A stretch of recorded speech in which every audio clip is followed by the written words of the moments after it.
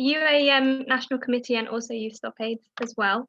And we're really excited that we've been able to partner in facilitating this conference. And I'm really excited to share kind of the work of UAEM, what we do and how you can also get involved. So if you pop to the next slide.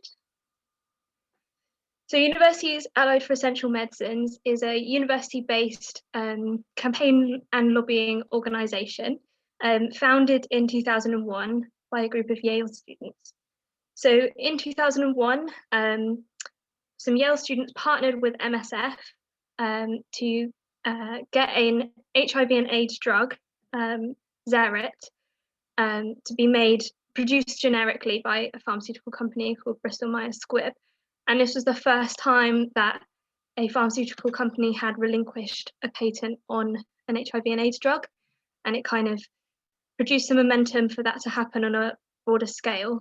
So they managed to reduce the price of the drug 30-fold.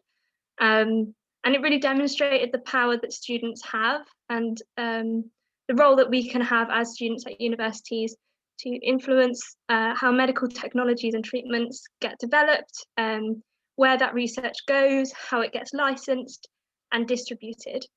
So now UAEM has kind of established itself as a worldwide organisation with lots of different research institutions and student groups across the globe. If you go to the next slide. So yeah, as I said, we're kind of primarily university based. We've got lots of groups in the UK, strong groups across Europe and America, and even groups in places like Brazil. We've got Cambridge, Bristol, King's, Imperial and UCL in the UK, and we're always looking to expand our network. So if you're at a different university and not at King's, you're very welcome to get in touch, and we've got lots of information and toolkits about how to set up a chapter. But if you can see your university on that list, we'd also love to have you join, and we can link you up with one of those groups. If you go to the next slide. So the kind of main vision and goal of UAEM is to shape university research, partly because a lot of medicines and treatments originate in university research and then get sold on to pharmaceutical companies. But also because as students, we pay into those universities, and the universities are publicly funded. So they should reflect interests of the people studying there and also of the public that input money into the institutions. So the interest that we believe should be at the heart of research and medical innovation is that medicine should be accessible and equitable for all, regardless of your situation. So that's what we're kind of striving towards. And if you go to the next slide, you can see some examples of how we've done that. So there's lots of different elements of our work, which you can see in the table, all to do with the way that drugs and medicines get developed. And then on the right-hand side, there's some examples of what we do as an organisation. So we've got the university health report cards at the top, that little logo. And this is a research project that we've been doing, which looks into each of those columns or those pillars of good research, best practice for research. And it ranks and scores universities against those pillars. So it kind of demonstrates which universities are doing well and which ones are kind of failing in being transparent or teaching students about global health or being innovative in global health research. It shows which universities produce open access resources, and it shows which universities choose to put patents and exclusive licenses on their research. We also have lots of opportunities to protest and do fun stunts and be creative in your campaigning. And we've got two examples, one of our Cambridge group in the middle, and then a picture of everyone outside LSE with some amazing papier-mâché COVID masks. We've also collaborated with groups like the People's Vaccine Alliance on their Day of Action. And there's also an example of an open letter written to Cambridge University on the bottom right there. Now, if you go to the next slide. This year we've particularly focused on COVID-19 and making sure that vaccines are equitable and accessible. We've done lots of campaigning towards this end. So we've written letters to Oxford University. We've filed lots of freedom of information requests to try and establish what they've been doing with public funds and where they've received funding to produce the AstraZeneca vaccine. We've worked with the People's Vaccine Alliance, and we're continuing to do research. And interestingly, the US UAEM research project that's kind of parallel to our report cards found that no universities in the US have committed to like pooling mechanisms or things that have been set up to help distribute COVID vaccines, and half made no commitment to equitable COVID-19 practices. So there's a bit of inspiration and motivation for the work that we do, and a demonstration really of why it's important that we continue to campaign. And then if you just pop to the last slide, if that sounds like something you'd like to get involved in, or you found one of the sessions at the conference super inspiring, you are very welcome to join us in our campaigning. You can find us on our social media handles there at the bottom, and email UAEM COVID to find out more or to set up your own chapter. And I'll also put my personal email in the chat box so that you can contact me as well if you've got any questions. And I think that's over to Rachel now. Thank you. Great, and thank you so much, Molly, for that really good overview of what UAM is all about. So I'm going to talk about KCL UAM, so the our university's chapter version of UAM, and just sort of provide an example of how you can start a UAM chapter at your university, as well as some of the lessons that we've learned on this journey that's been a year now. So KCL UAM, we started in June last year in response to UAM UK's COVID campaign. And we started as about 5 people with minimal access to medicines knowledge. And we've had a lot of fun growing and learning together, and are now actually happy to announce that the applications for our next year committee are opening a day early for everyone here, so do keep your eyes peeled for that at the end of the day. We're also trying to become a ratified society with KCLSU, so if you're a King student, please do go onto their website and vote for us. From the beginning, we were really well supported by UAM with weekly workshops teaching about access to medicines and how to start a local chapter. The first step that was really useful was making a theory of change and brainstorming what we wanted to achieve, as well as how we were going to achieve it. In the end, we settled on 3 aims: awareness raising, education, and trying to implement socially responsible licensing at King's. And this would improve the way that King sells intellectual property to pharmaceutical companies. Yeah, hopefully you've learned a lot about that this weekend.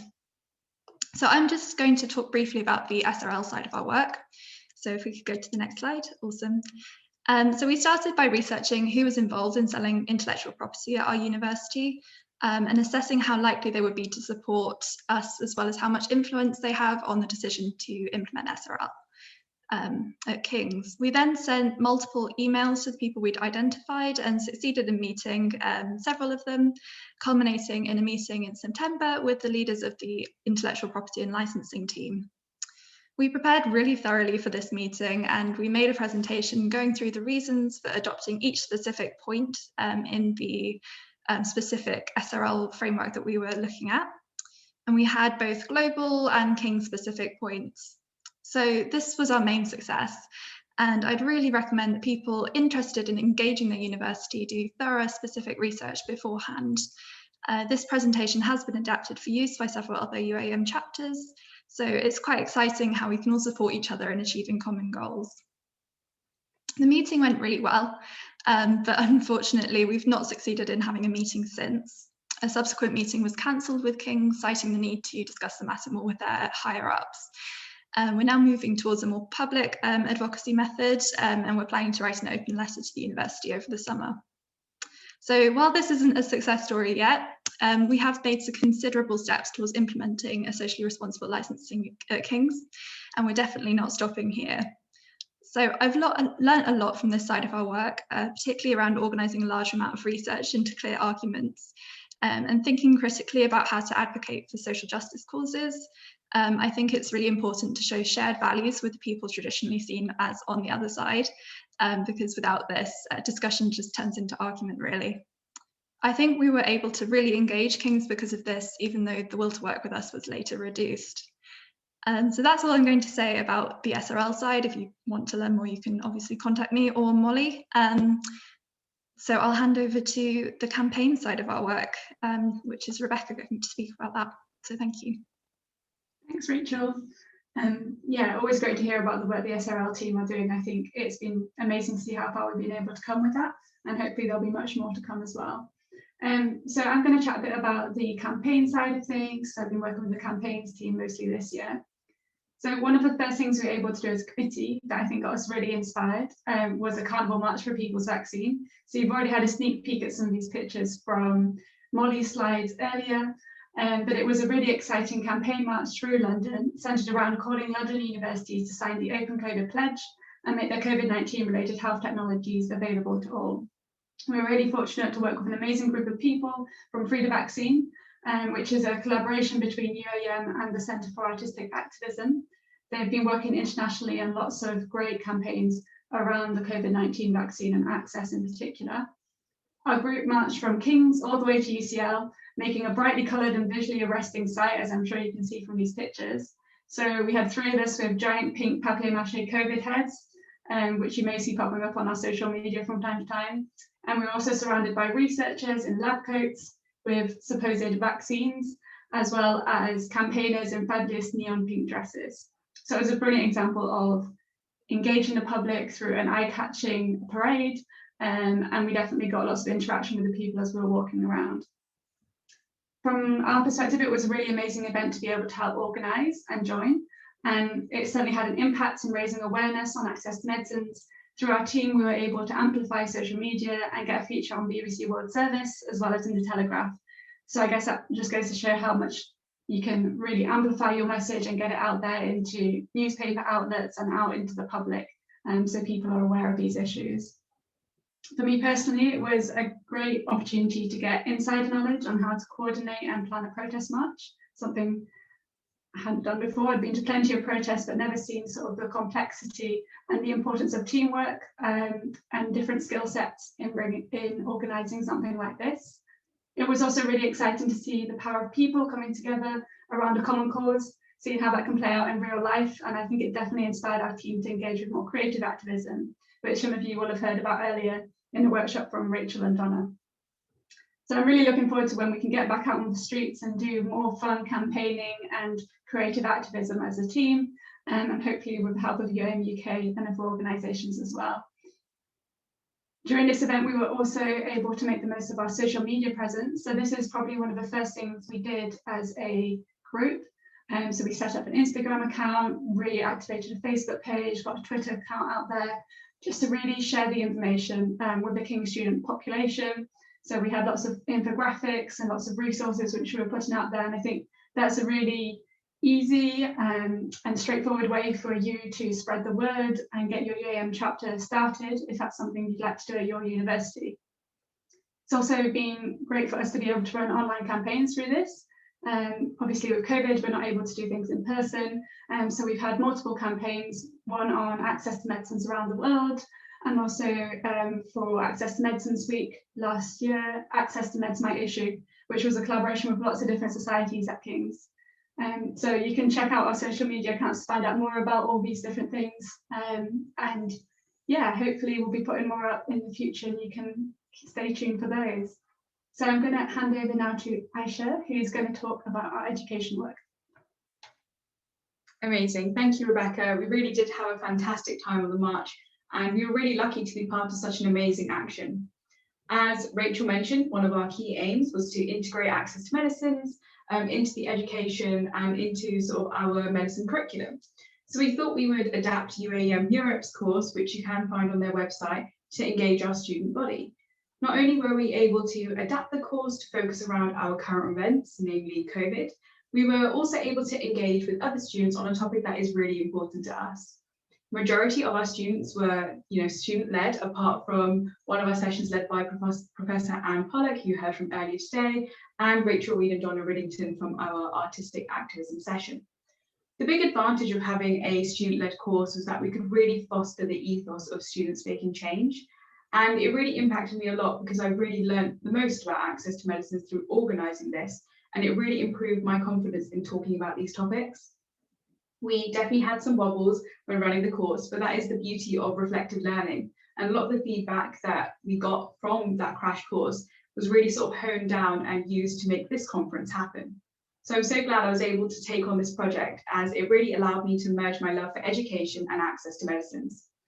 If you want to find out more information about our course, check out our summary posts on our Instagram, which were made by our participants, as well as UAEM Europe's course for inspiration. And do message us if you're interested in running this in your chapter and if you want some top tips. But without further ado, I'd like to pass it back to Rachel, who will be explaining the campaign and what we're going to be doing during this session. Thank you.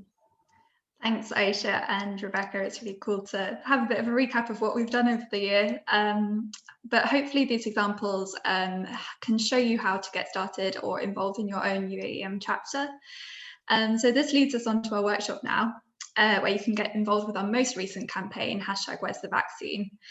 As you're all hopefully aware, the campaign is being run alongside this conference, and the aim is to get people to sign Global Justice Now's action asking the UK government to support the TRIPS waiver. So we're raising awareness using social media through Instagram, Facebook, making TikToks, and today through Twitter. And this workshop is all about getting you involved with this campaign. So before we start talking about what we actually want you to do, if you haven't signed the action, it would be really great if you could go and sign that now. I think we can put a link to that into the chat. But the ways that we want you to get involved more actively, firstly, we're going to ask you to make a TikTok using our audio of Free the Vaccines Jolene parody song, or alternatively, you could write a letter to your MP asking them to sign Global Justice Now's petition and tweet #Where'sTheVaccine. So we're going to go into breakout rooms shortly, and you can choose which room you go to depending on what action you want to do. But first, we're going to be hearing more from YouthStopAIDS about how to engage MPs. So YouthStopAIDS are a youth-led movement campaigning for a world without AIDS. They have a particular interest in building young people's skills in campaigning and advocacy, and have considerable experience in interacting with government figures. Speaking to us today is Shane Dooner, the It Ain't Over officer in YouthStopAIDS steering committee, and I'm sure he'll explain to us what that means. So thank you very much. Hello, everybody. My name is Shane, as mentioned. So I'm the It Ain't Over officer on the steering committee, and the It Ain't Over campaign features political actions. So we campaign to, sorry, one second, I'm just trying to make this full screen. So yeah, we campaign on issues relating to HIV and AIDS. And we try and enact political change to focus on prioritisation of HIV and AIDS within the political sphere, but also within development. So we have previous campaigns where we have worked with MPs to ensure DFID has HIV as a prioritisation, because we understand the importance of prioritisation of HIV and AIDS, as it's one of the goals of the SDGs. So I'll start presenting now. This is how to engage MPs through letter or email writing. Firstly, before we start, don't be scared to contact your MP. It can seem scary because they are a person who is in a place of political power, but MPs actually really like to hear from young people. Most people who go to complain to MPs are complaining about dog poo in the park. So a young person contacting them and being passionate about an issue is something they don't get very often. So they love to hear from us. So who are MPs? There are 650 MPs in House of Parliament, and they sit in the House of Commons. So your MP is responsible for voting on new legislation, debating and challenging the government. It doesn't matter which party the MP is part of, or if they're independent, their role is still to challenge the government, to ensure that the government is caring for the needs of their constituents, you and I. MPs can also have other roles, so they can be on all party parliamentary groups, they can be on committees, or they could be ministers or secretaries within certain departments. If they are ministers, they tend to have more power, so this can actually help the campaign. If your MP was Liz Truss, who is the, I believe she's the secretary of the trade department, she would have immense power to enact a TRIPS waiver. So letter writing as a campaign tool. With this, you can write a letter or an email, and as campaigners, we can use this form of communication to inform, request, or challenge. So for this purpose that we are running this campaign, we would be requesting, so we would be requesting the MP to sign the Global Justice Now pledge, and we can also request them to write a letter to ministers or the secretary to enact political pressure within Parliament itself. They do have a responsibility to respond to you. The guidelines state 2 weeks, but quite a lot of MPs, if you email them, they will then take 2 weeks to reply, but then they'll post you a letter in response. They won't email back. So I always say allow 3 weeks. If they haven't responded to you within 3 weeks, then start following it up, and you can call, you can email again, and usually they will then start to reply because they know it's an important issue to you.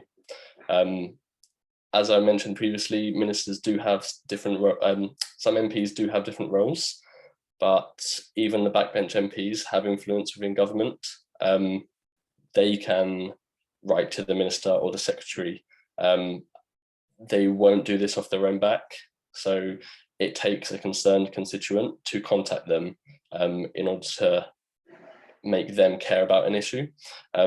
At the end of the day, MPs usually want to be re-elected. They want to keep their constituents happy, and it's their job to keep you happy. So if they receive a few emails or a few letters from a few different people within one constituency, they know it's something that their constituents care about, so they are more likely to act on it.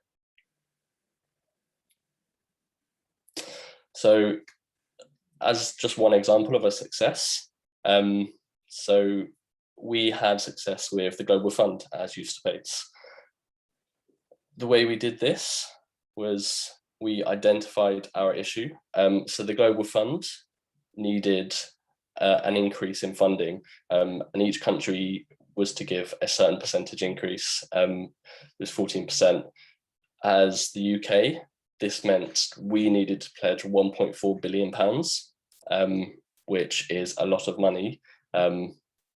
So we enacted a campaign, and we built our campaign to focus on that increase.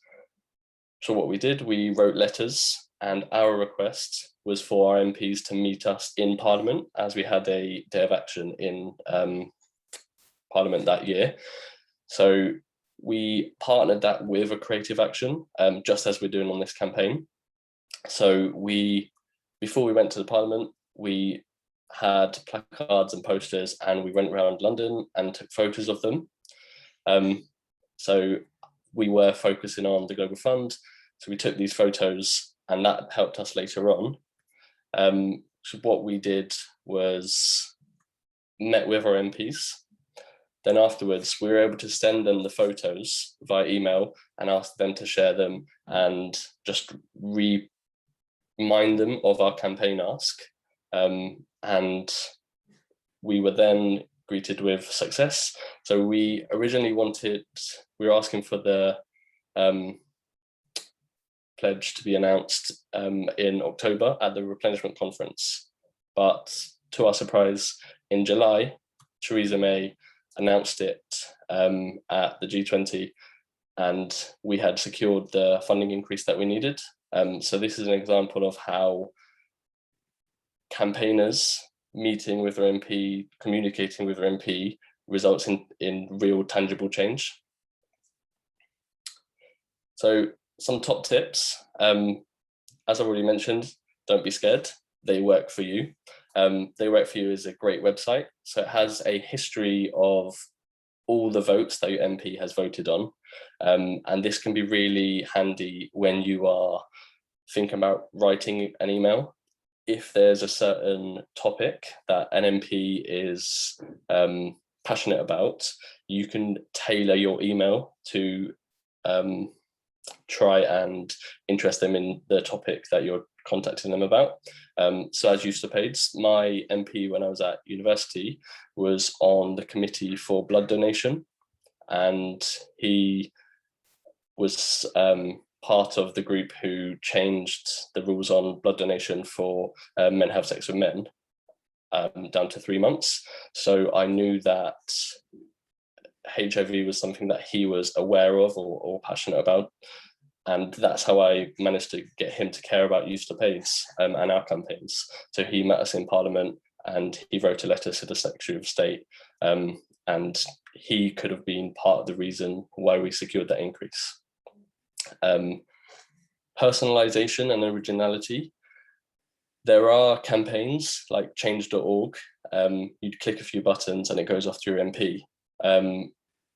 Previously, MPs have told us that if it looks as if it's one of those sort of campaigns, they are less likely to give it the time to have a personalized reply, and you might get a standard reply. So it's great to use templates, but always add in a bit of personalization and originality. And you could try and tailor it to your local area or your local MP by using They Work For You. So it's not just a copy and paste for every single MP. They have, within the parties, they have the whip, and if they don't know the answer to something at an MP's office, they contact the whip, and the whip would have templates ready. We experienced this in 2017. My MP, I live just near London, my MP sent me the exact same reply as somebody who lived in Manchester. So it's very clear that that information came from the whip. I challenged my MP on it and eventually met with him, and he took the action that we needed. MPs only reply to their constituents, so always include your address and postcode in the email. If you do email another MP, 9 times out of 10, they won't reply. Maybe 1 time out of 10, you'll get an email saying, sorry, we only tend to our constituents. So it's something to consider. As I already mentioned, they are obligated to reply within 2 weeks, but do allow the 3 because especially some of the old school MPs, they won't email back. They will send a letter, and keep persisting. Phone, email, tweet, or meet in person. So you can request a meet, or some MPs have on their website when COVID allows, face-to-face surgeries. So my MP sets up a table at the local supermarket and people can go and talk to him. So if you haven't received an email, some of them are doing drop-in virtual meetings. So you could just drop in and say, oh, I emailed you and haven't received a reply yet. That will usually spur them into action because they'll feel embarrassed about not getting back to their constituent.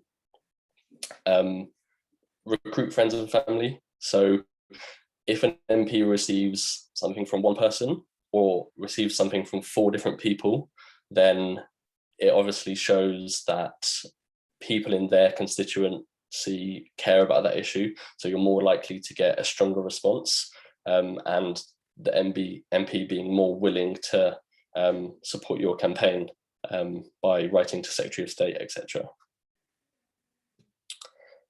So top tips again, I would say know your issue or campaign. So you need to identify the need for change. Know your ask. So you identify what needs to happen to fix the issue, and know your MP. So you need to highlight any information about your MP, any issues that they have voted on previously, which political party they are. So if you are talking to a Conservative MP, they're traditionally more economically minded. So with, I think there's some recent research that I was reading, if we don't have equitable access for the low-income countries, it will actually cost high-income countries $2,000 per person. So talking to an economically minded MP, if you mention this, they may be more minded to support the whereas the vaccine campaign, because they are scared about the economic impact of COVID, even if we vaccinate ourselves first. Structure. So first of all, introduce yourself. If it's your first time contacting your MP, you can say that. They won't be less likely to interact with you, because it shows that you really care about this issue enough to contact your MP when you haven't done that before, or remind them of you. So my MP, I'm always harassing him. He knows who I am. He sees me in the street. He says hello. Or like another campaigner who is the first time contacting their MP, you probably will get the same level of response, because the way that we will work with you to create this letter will show that you are passionate about these issues. Next, explain the issue. So within this, we explain the issue of vaccine access and how the world will be impacted if we don't have equitable access to these vaccines. Give them a clear request. So the request is to sign the pledge from Global Justice Now, and we can also write a letter to the Secretary of State to request that the UK supports the TRIPS waiver. Thank them and offer to meet or ask whether they need extra support. So if an MP agrees to write a letter to the Secretary of State, they may not be aware of what to add. So they may want to just have a quick half-an-hour phone call, which you can use the pack that we will give you that has loads of facts in it, to help them bolster up their letter, to make sure it has the biggest impact possible. Always end your email with your name and address. Even though my MP knows who I am, I always end my email with name and address, just because it ensures that you will get a reply. They could have a new member of staff who is filtering the emails, and your email will be the bottom of the pile, whereas I want my emails to be the top of the pile, so always put my address in there. So that was very quick. Does anybody have any questions? Would anybody like to share any communication they've had with their MP in the past? You can type, you can unmute.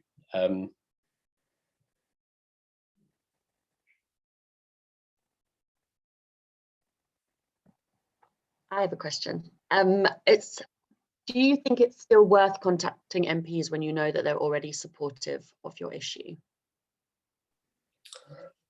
Yeah, I think definitely. My MP, he is very supportive of everything we do, but I still contact him all the time.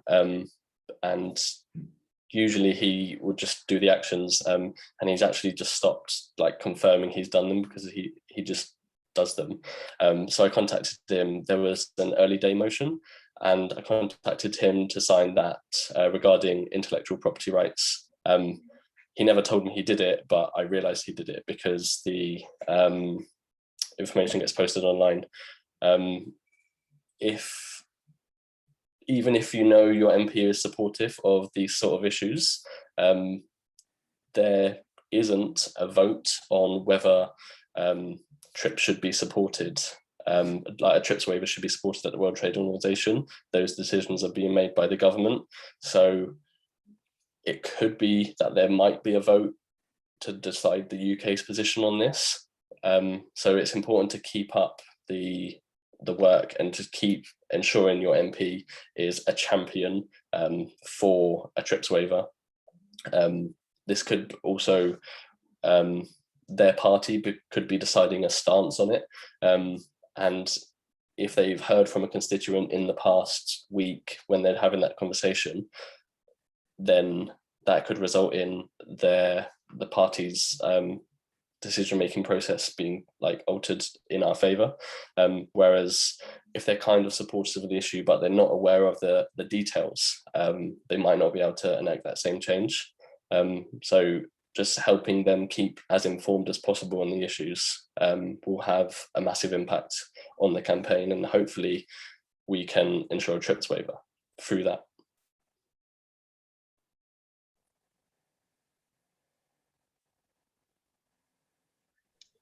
Well, if there aren't any more questions, I'll just say thank you, Shane. That was really, really interesting, and I think I've learned a lot actually. So yeah, hopefully that's really enthused everyone to start taking action, and not just in this sort of this campaign that we're running, but also in other things.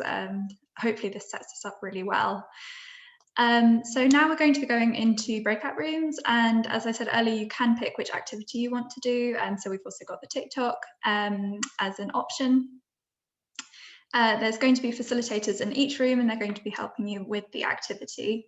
In the case of the MP letter, there are some prompts that we have and some key facts, as Shane also mentioned. We also have a handy guide from Students for Global Health on how to engage MPs, which you can use for this session, but also again in future activism. So the facilitators have that in their pack. They can send that into the breakout rooms if that's something that you guys want.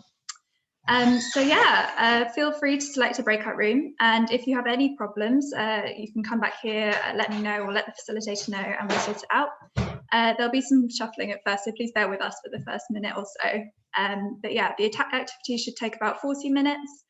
So I'll see you back here to close and also to announce our competition winner, after which Rebecca and Aisha will end the conference. So thank you guys.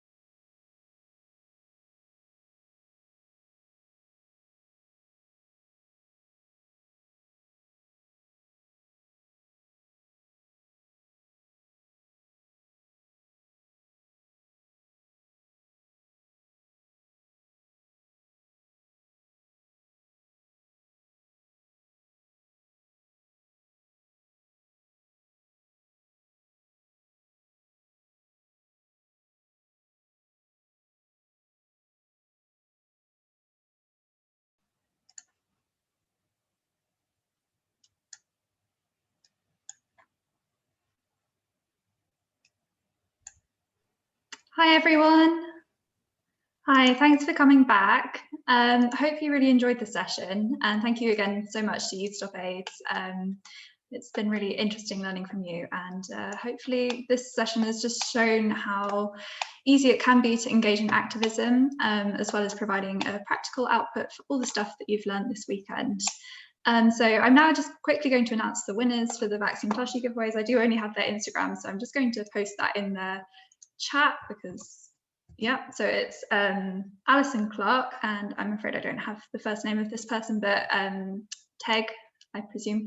But we're going to post that on Instagram as well. If they're not here, Tegan. Okay, thank you.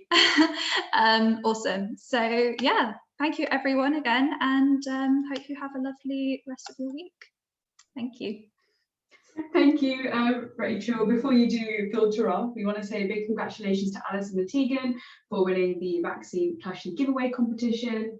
A big thank you to KCL UAEM and YouthStopAIDS for running a fitting training session. Again, as Rachel said, hopefully equipped you all for social media campaigning and lobbying your MP. We're really excited to see those TikToks and also the impact made from those letters. Another thing we wanted to mention is we have been supporting DNDi a collaborative patient needs and non-profit drug research and development organisation, which is specifically focusing on developing drugs for neglected diseases. And as of yesterday morning, we raised £101.40. So we're really glad we could make this impact. We wanted to just make some final closing remarks because we can't really believe we're concluding our final day of the conference. And it's been a fantastic weekend. We've sort of started off yesterday learning about how patents aren't the be all and end all of access to medicines.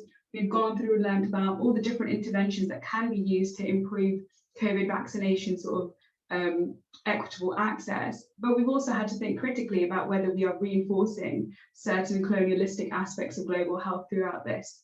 We've also had numerous workshops that are focused on specific areas within access, which has been really insightful. And finally, this training workshop, which has given us a lot of skills that we can use, not just within access to medicines, but also around global health.